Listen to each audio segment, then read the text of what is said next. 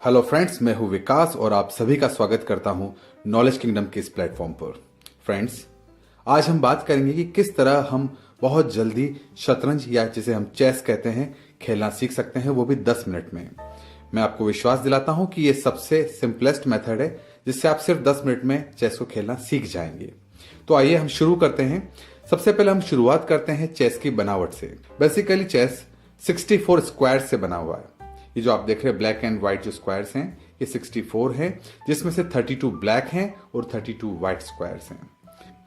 जिस तरह की आप देख पा रहे हैं स्क्रीन पर, ये जो वर्टिकल लाइंस हैं इन्हें हम फाइल्स कहते हैं। ये जो हॉरिजॉन्टल लाइंस हैं इन्हें हम रैंक्स कहते हैं। और ये जो तिरछी लाइन है, ये आप देख रहे हैं इस तरीके से, कोई भी मूवमेंट अगर चेस में इस तरीके से होता है तो इसे हम डायगोनल मूवमेंट कहते हैं। तो आइए अब हम मोहरों की लोकेशन को समझते हैं कि कौन सा मोहरा कहाँ है और कैसे इनको मूव किया जाता है। सबसे पहला मोहरा हमारे बीच जो है वो आप देख पा रहे हैं कि ये मैंने यहां से उठाया है। यह हमारा राजा है। राजा की लोकेशन इस बात पर निर्भर करती है कि इसका कलर कौन सा है। यदि ये ब्लैक कलर का राजा है तो हमेशा ये व्हाइट कलर के स्क्वायर पर रहेगा, और यदि यह व्हाइट है तो ब्लैक स्क्वायर पर रहेगा। क्योंकि अभी हमारा राजा ब्लैक है तो मैं इसे व्हाइट स्क्वायर पर रखता हूं। राजा को हम किंग कहते हैं। नेक्स्ट जो हमारे पास मोहरा है वह है हमारा वजीर, जिसे हम इंग्लिश में क्वीन भी कहते हैं। यह हमारा सबसे पावरफुल मोहरा है जो चेस में किसी भी दिशा में चल सकता है, जिसको हम अभी आगे देखेंगे।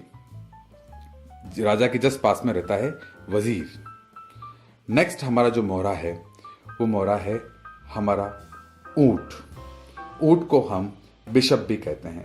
बिशप की लोकेशन हमेशा वजीर के इस तरफ और राजा के उस तरफ। चूंकि दो बिशप होते हैं, दो ऊंट होते हैं, तो आप पाएंगे कि इस तरीके से दोनों तरफ बिशप या ऊंट। अगला मोहरा जो हमारे पास है वह है घोड़ा। घोड़े को हम नाइट भी कहते हैं। नाइट दो होते हैं और हमेशा ऊंट के पास में होते हैं। दो घोड़े होते हैं और दोनों घोड़े ऊंट के पास में। इस तरीके से अब हमारे पास दो कॉर्नर खाली बचे हैं। कॉर्नर्स में हमारे पास होता है यह हाथी। हाथी को हम रूक भी कहते हैं। दोनों कॉर्नर्स पर एक एक रूक हम रखते हैं। तो एक बार हम फिर से समराइज कर लेते हैं। फर्स्ट जो लोकेशन है हमारे पास है राजा, फिर वजीर, दो ऊंट, दो घोड़े और अंत में दो हाथी। आगे की तरफ जो मोर्चा संभालते हैं वो है हमारे पॉन, ये जिन्हें हम प्यादे भी कहते हैं। ये सभी आगे की तरफ इस तरीके से इनको प्रोटेक्ट करते हुए एक एक करके ये सभी प्यादे आगे आते हैं। ये एक खिलाड़ी की पोजीशन है जो इस तरीके से यहां पर जमती है। ठीक उसी प्रकार आपके प्रतिद्वंदी जो खिलाड़ी है उनके भी हम मोहरे इसी प्रकार जमाएंगे, कुछ इस तरह।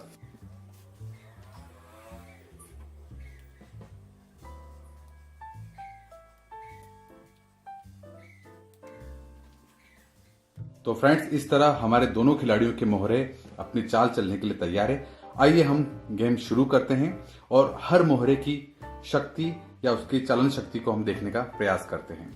सबसे पहले हमारे पास जो मोहरा है वह है हमारा पॉन या प्यादा। प्यादे की एक विशेषता होती है कि प्यादा शुरुआत में एक कदम या दो कदम अपनी सहूलियत के अनुसार खिलाड़ी चल सकता है। वह एक कदम भी चल सकता है और दो कदम भी चल सकता है। लेकिन जब सामने वाले खिलाड़ी का अगर प्यादा यहां पर है, कोई भी अगर मोहरा यहां रखा है, तो वह उसे कैप्चर नहीं कर सकता, इस तरीके से नहीं मार सकता। हमेशा प्यादा क्रॉस में ही मारेगा। ये इस तरीके से इसे मार सकता है और इसे बाहर कर सकता है, लेकिन आमने सामने नहीं। प्यादा किसी भी बड़े मोहरे को मार सकता है, लेकिन शर्त यह रहेगी कि वो क्रॉस में मार सकता है। और यदि एक और नियम, प्यादा चलता हुआ यदि इस तरह आगे तक अंतिम जो रैंक तक पहुंच जाता है तो वह आगे चलकर कुछ भी बन सकता है। मीन्स वहां पे स्थित किसी भी मोहरे का स्थान ले सकता है। यह ऊंट भी बन सकता है, घोड़ा भी बन सकता है, और वो पुनः उसे जीवित कर सकता है। तो हमारा पूरा प्रयास ये होना चाहिए कि किसी भी तरीके से सामने वाले खिलाड़ी का मोहरा या जो प्यादा है वो यहां तक ना पहुंचे। हमारा अगला जो मोहरा है वह है हमारा हाथी, रुक। रुक की विशेषता होती है कि रुक सीधा भी चल सकता है और आड़ा भी चल सकता है, मीन्स वर्टिकली और हॉरिजॉन्टली। इस तरीके से रुक पूरा मूव कर सकता है। मैं उदाहरण से बताता हूं, यदि हमारा रुक यहां है और कोई भी प्यादा अगर यहां रखा है तो ये सीधा यहां से इसे मारकर बाहर कर सकता है, या यदि हमारा मोहरा यहां है और रुक हमारा यहां है तो इस तरीके से यहां आकर ये सीधा वर्टिकली भी इसे मार सकता है। ये हुआ रुक का मूवमेंट हाथी का।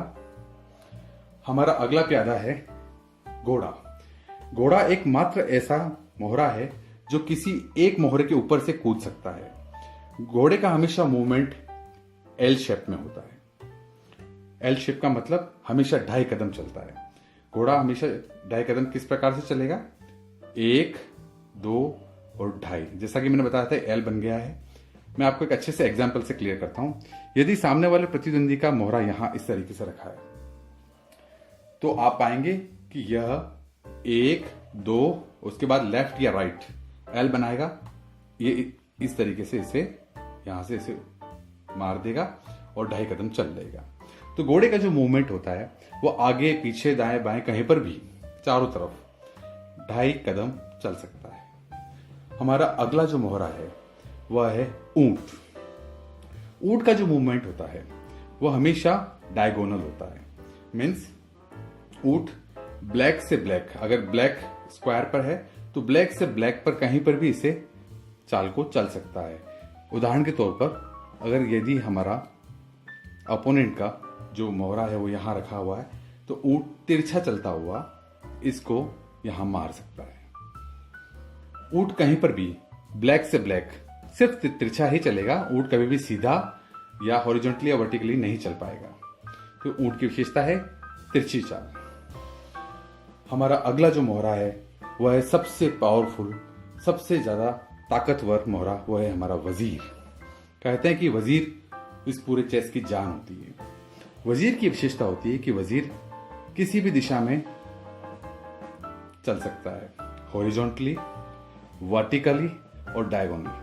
कहीं पर भी किसी भी तरीके के मूवमेंट को उसको परफॉर्म कर सकता है। यदि कोई हमारे पास मोहरा यहां है तो उसे ऐसे भी मार सकता है, यदि कोई मोहरा इस जगह है तो वह उसे ऐसे भी मार सकता है, और कोई मोहरा यदि तिरछा रखा है तो इस प्रकार ऐसे भी मार सकता है। तो वजीर किसी भी दिशा में आगे पीछे चल सकता है। एक और विशेषता मैं बताना चाहूंगा हमारे राजा की। अंत में जो सबसे महत्वपूर्ण किरदार है वो राजा है। कहने को तो राजा है लेकिन इसकी एक लिमिटेशन है कि राजा सिर्फ 1 कदम चल सकता है, आगे पीछे दाएं बाएं कहीं पर भी, जहां जिस स्क्वायर में स्थित है उसके चारों तरफ ये सिर्फ 1 कदम ही चल सकता है। एक अंतिम महत्वपूर्ण बात, हमारा प्यादा सिर्फ आगे की दिशा में जा सकता है। किसी भी सूरत में प्यादा एक बार आगे बढ़ने के बाद वापस नहीं आ सकता। बाकी सारे पीछे जितने भी मोहरे हैं वो आगे पीछे कितनी भी बार आप मूव कर सकते हैं, लेकिन प्यादा सिर्फ आगे की दिशा में ही जाएगा। फ्रेंड्स, यदि ये वीडियो आपको पसंद आया है तो इसे लाइक करना ना भूलें, इस चैनल को सब्सक्राइब करना ना भूलें और साथ में आ रहे बेल आइकॉन को दबाना ना भूलें, ताकि आपको आगे भी इस चैनल के सारे वीडियोस और अपडेट्स मिलते रहें। Thank you so much. बहुत जल्दी हम अगले पार्ट के साथ होंगे। Thank you so much.